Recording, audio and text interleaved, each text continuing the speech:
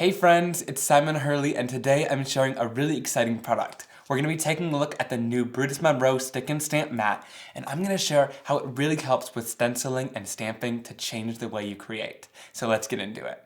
Alright, so let's take a closer look at the mat. It's made by Brutus Monroe, and it's got this really awesome tacky surface that's great at holding down cardstock, stamps, and stencils, but it's not going to hold them down enough to rip your cardstock, which is really nice. It also fits perfectly inside of the MISTI stamping tool, which is super helpful for different stamping techniques where you need to hold things down. And I'll share more about this later in today's video, but this is one of my favorite features because it's just so handy to have a sticky mat inside your MISTI. Now for this first technique, I'm going to remove out the MISTI mouse pad because I'm going to use rubber stamps, and then I'll place in my stick and stamp mat. Now it's got these great guides in the center for an A2 size card, so it's really easy to line it up so you know it's right in the center. That's super handy for making sure things are straight, and then I can pull in the Paisley background stamp that I'm going to use.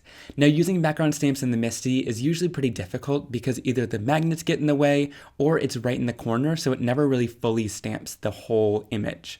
So this way we can center the stamp however we want to, and it's nice and stuck down so it's not going to move. Now this wiggles a little bit, so does the MISTI mouse pad. That's just kind of the nature of things inside the MISTI. So if you want to make sure that it's not going to move at all and you don't have to worry about it, I just tape it down with some light painter's tape and it doesn't bother me at all. Then I'm going to go in and do my inking, and I'm going to use my Simon Hurley Create inks in a few different red, pink, and orange colors. Now with this, it's helpful to have in the MISTI so that we can stamp it several times, which you'll see I'll do today. But here I'm just going to apply the ink down, and then I'll use a blending tool to soften out the color. This is another great reason to do this in the MISTI because you can really easily build up the backgrounds and make sure your colors are perfectly blended together since you have the opportunity to stamp it several times. And again, the mat is super helpful because sometimes things move around with the magnets or you can't quite fit a magnet in a certain spot and your paper might have shifted. So here it's going to make sure that it's nice and stuck down on top of that mat, and I'm not going to have any kind of double stamped images, which is super nice. Following through with a little bit of orange at the top, and again blending with my blending tool in between the transitions to make sure that it's nice and smooth. I love how this background turned out once we're done, and to peel it off the mat, all I'm going to do is tip the mat and kind of roll it up like this. That's going to help it kind of loosen there, and then it's really easy to just peel off the extra. And there we have our beautifully ombreed background that is perfectly crisp stamped since it didn't move at all. Now you'll notice there's a little bit of extra ink that went over the edges on the stick and stamp mat. That is no problem. Since my inks are water-based, they react really nicely with water and they don't stain at all. So all I'm going to do is go in with a little bit of water, and I started using a rag at first here, but that left a little bit of lint, so you don't want to do that. You want to either use a lint-free cloth. Here I'm using a paper towel, and that worked really nicely, to remove any of the excess water and color. Once it dries, it's going to regain its stick and tackiness and become just as sticky as it was before. It really is kind of magical. Next, I'm going to go in to use the Tiny Heart stencil, and this time we're going to test out how stencils stick down and how it takes paste. So I'm going to again stick it down and align it with that A2 size card, and then I'm going to use one of those lines below it to make sure that the hearts are going to be straight on my card. So that was super helpful, and then I'm just going to stick down my stencil by pressing it into the adhesive that's left on the sides of the cardstock. Then I'm going to go in and do a little bit of ink blending, and here we can kind of test to see if it's going to move. And even the pressure that you give when you kind of are doing that ink blending kind of rough, it's going to not move your stencil at all. That adhesive wasn't even phased by this blending, which I found super impressive. So then I'll go in with a little bit of Prom Queen and then Triple Berry on the bottom to kind of blend it out and fill in the background completely. And you can see again, I'm getting ink all over the mat, and it's not going to matter when we clean it off. So I'll peel off that stencil perfectly, and you can see that it didn't shift at all. And then I'll do that same kind of roll technique to get the cardstock off the mat really easily. So there we have that finished background. So to clean it again, I'm just going in with a little bit of water since my inks are so easy to clean off this mat, and then just some paper towel to wipe it up. And you can see those inks disappear easily. They really are the perfect match for this mat. So then I'm going to go in with my same stencil, and this time I'm going to rotate it so the hearts are upside down and they'll interlock with the rest of the design. Then again, I lined it up with that line there to make sure that everything was straight before I pressed it down onto my card. Then I'm going to go in with some pastes for this layer. And the pastes are Lunar pastes, and they perfectly match the Simon Hurley Create ink pads. So I'm going in with the identical colors. This top one happens to be Prom Queen, and I'm just going to take a bit of paste and spread it through the stencil with my palette knife. This is going to provide me a ton of texture and shine all over my card, and I like that they match the other colors that we used, so it's just going to add that same color but lots of shine and dimension. So I'm going to do the same exact thing with this triple berry color. I'm going to blend it right over top of the triple berry ink that we blended and put it right through the stencil with that palette knife. Now you can see here you can go as crazy as you want with this paste, which I love about it. It's not going to lift up your stencil at all or ruin the adhesive, and I'll show you how to clean it up in just a second. So I'm just blending out that background and smoothing it down to make sure the texture is nice and even. Then I'll peel that off and set it off to the side so that it has some time to dry. And then to clean the mat, you want to clean it really immediately. And I'm just going to spray down some water again. You can kind of saturate the mat.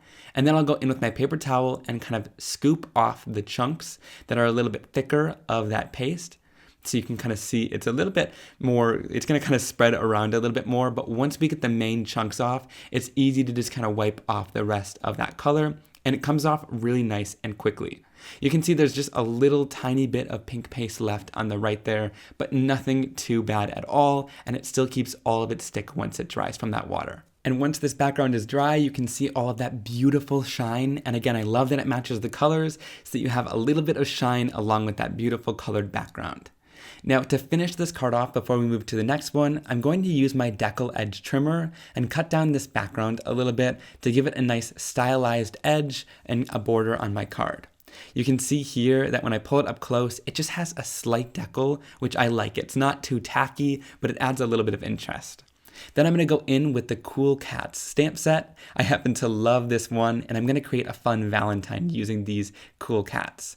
So I'm going to go in with this kind of larger cat in the corner, and he's got a big smile on his face, and I'll go and stamp that with some black ink, as well as the You're Perfect sentiment, and some hearts that are from a Christmas stamp set, but you can find a heart from your collection. Then I'll throw over a layer of my clear embossing powder, and I'm going to heat set that until it's nice and clear and shiny, and this is going to create a great border to hold in the watercolor. Now I'm going to go in with my Simon Hurley Create ink pads and make a kind of palette by smooshing the ink down onto my craft sheet. Now before I go in and bring in any color, I like to go in first with just a layer of clear water. This is really going to help kind of blend the color together, and it makes it so that the cardstock isn't just going to seep in all of that ink. Because it's got a little bit of moisture on it already, it allows the color to blend together really nicely and get a nice soft wash. So I start off with a soft wash of color, and then I go back in with a little bit less water, and I go in and fill in any shadows. So where different body parts like the legs meet, it would kind of create a shadow, so I just add a little bit of depth with darker color there. Then to add any details in, especially with this cat, I'm going to give him little stripes. So I'm just going in with a little bit of brown Gur ink, and I'm going to add the little stripes in really simply here. And I do this with a lot less water so that the details are kind of easier to show. Then I'll go in and fussy cut it out with my Spring Assist Fiskars scissors, and I'll leave a little bit of a white border. I find that these scissors are great at getting into all these tiny little details and getting a smooth cut. Now this next tip is a really great tip if you have a busy background and you want your image to stand out.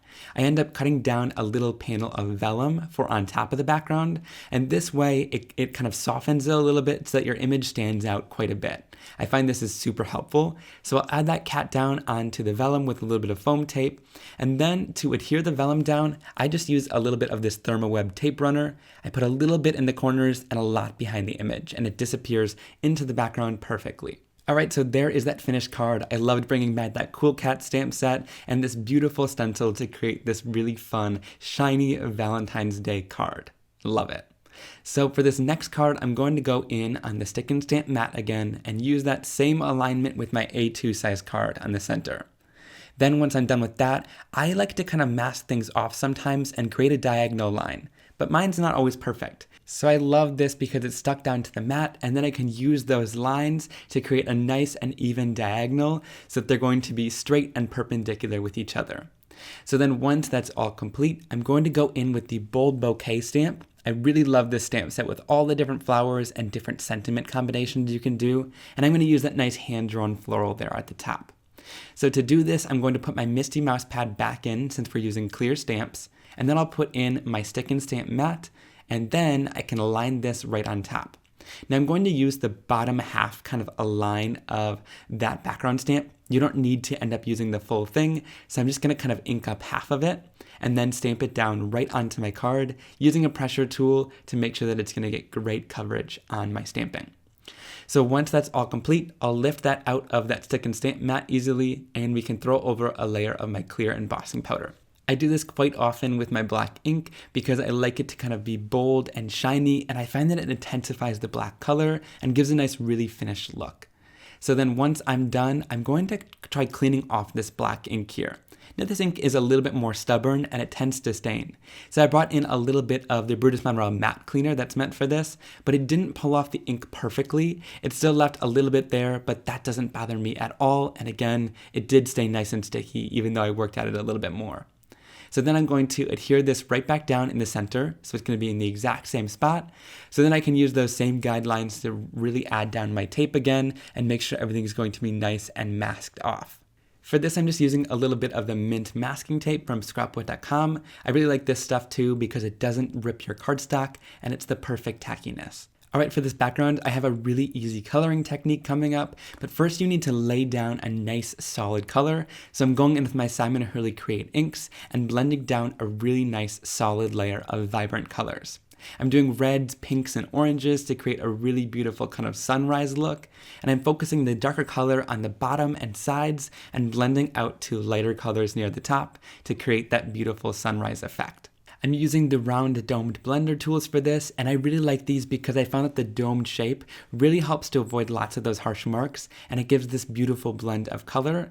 And also I like the foam because it deposits tons of color, so you get this really intense vibrancy to it. Alright, so this is where the technique I was talking about comes in. I'm actually going to color these flowers by lightening them to really draw some attention to them. So I'm just going in with some clear water and my brush, and since the water will react with the Simon & Hurley Create inks, I'm just painting a layer over top of all the different flowers, letting it sink in a little bit, and then blotting it off with a paper towel, and I did this about 5 times to lift off some of that color. Then, once that's done, I'm going to lift off the mint tape, and you can see it masked it off perfectly, and it's not going to rip my cardstock, which I really love. So to intensify the lightening effect, I'm going to heat set it with my heat tool for about 30 seconds to a minute, and you can see just this short amount of time is going to kind of really intensify the bleaching of color that happened with that water on the Simon & Hurley Create inks. So look at that. It intensified it so much, and I love how that draws attention to the flowers, but it still gives such a bold and vibrant background. It's such an easy technique. So then to clean this off, again, so simple, going in with a little bit of water and my paper towel and really easily cleaning off the mat. Again, it didn't really lose any of its stick during this time, which I love. It's going to last quite a long time. And to store it, I recommend just putting back over that acetate sheet. That way, no dust gets on it to lose its stick. But I love how this mat was super helpful with today's techniques, and you'll definitely see more of it in the future. To finish off this card, I'm going to go in with the Sketched Florals stamp set, and I like to kind of take the clear sheet and move around the different sentiments to test which one I like before committing to it.